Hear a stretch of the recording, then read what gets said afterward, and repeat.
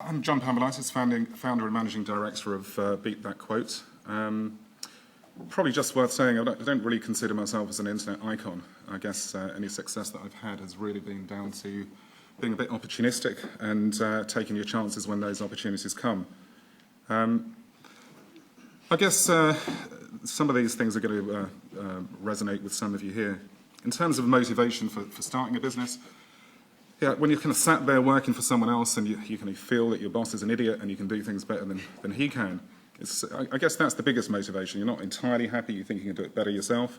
And I guess that's really what kind of led me to start my first business, which was a data security company. Again, you know, pretty stubborn and pretty opinionated, and you think you can do it better than someone else, you can do it better than the next man. And at the age of 27, you haven't got really a great deal to lose. You know, you can go and find the next sales job reasonably easily. And I guess those were the kind of primary motivations for starting off. In terms of inspiration, I guess for JCP, which was my first business, it was really about being first to market with a security product that wasn't really available anywhere else. And with the second business, BeatThatQuote, it's really about being better than the competition. So very quickly about the first business, JCP. It was kind of part luck, part arrogance, I guess, what kind of led to the start of that business. Sitting in a meeting with Whitbread, as I recall, who were looking to kind of roll out what today you'd call an extranet. In those days, back in '94, it was kind of more groupware. And there was no security at that time. Again, for those who are old enough to remember, in the UK you couldn't get anything stronger than 40-bit encryption. So there was a clear market opportunity there to develop a non-US based security product. I guess where the arrogance really comes in is that I was arrogant enough to think that I could put a team together very quickly and they could build what would be a reasonably complex security platform. And building security is about as difficult as coding gets. And I remember sitting in a room with a couple of my colleagues at the time, and literally the conversation was, we're cleverer than anyone else, we can build this really quickly and we can make a shitload of money. And that was the truth of it. If I'd known then what I know now, I probably would never have done it. Kind of putting that team together, trying to convince a consortium of international banks to buy your software, it is hard going. But a certain naivety certainly helped with that business. Luckily, we sold that business to Sun Microsystems in Jan 2000 for 40 million. At that point, we thought we'd been robbed because of some of the valuations in those days. 2 months later, the market tanked, and we were rubbing our hands with glee. The second business has been so much easier than the first. There's a lot of kind of experience that you learn, a lot of mistakes that you don't make the second time round. I guess from my experience, probably the most important aspect of building a business is the people. It's a bit of a cliche, but at the end of the day, a company is a collection of people. And if you don't have great people to work with who can take the pressure off you, then you don't really have a business. And it's a hugely important and difficult resource to put into place. Again, I was lucky enough to have some Thomas, who came on, who used to run a big data collection agency called the Preference Service. And then from his old company and my old company, we kind of took the key staff from there and put it together. I guess to say in companies that I'd worked for before, you kind of apply the 80-20 rule, that 80% of your value comes from 20% of your people. And I think we're lucky enough in the current business where we've kind of reversed that really. And we've got kind of 80% of the talent, 80% of the business comes from 80% of the people. Again, I think Martha touched on this again, and I guess we're going to be repeating ourselves here, but kind of understanding your customer and understanding that customer journey and the business model through it is absolutely critical. If you can't give your customer what he wants, then he's never going to come back and buy from you again. And again, I think Martha touched on this. If you need a certain amount of resilience.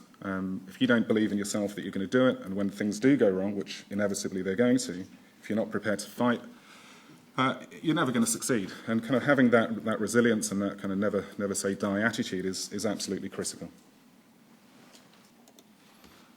Tips and learning, again, kind of going back to people. Running high growth companies is hard work, and hiring people is never a linear process. Because we didn't, in BeatThatQuote at least, we never started off with a huge amount of VC money to then kind of put your management team in place. We kind of grew it organically. So you'd end up maybe having your sales manager come on board first of all, and then you realise that you need to get a sales director in place because the sales manager doesn't quite have the skills that you need. And invariably that's going to piss off the sales manager because he thought that's his position. But you have to kind of manage those things and really stick to your guns and not be swayed by kind of short-term easiness, but saying, yeah, you can take that position, and you've got to take a slightly bigger view.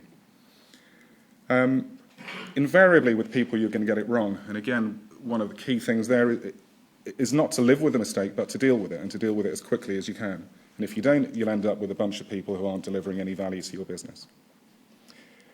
Again, a key issue with high-growth companies is that everyone ends up working incredibly long hours and working at stupid levels, really.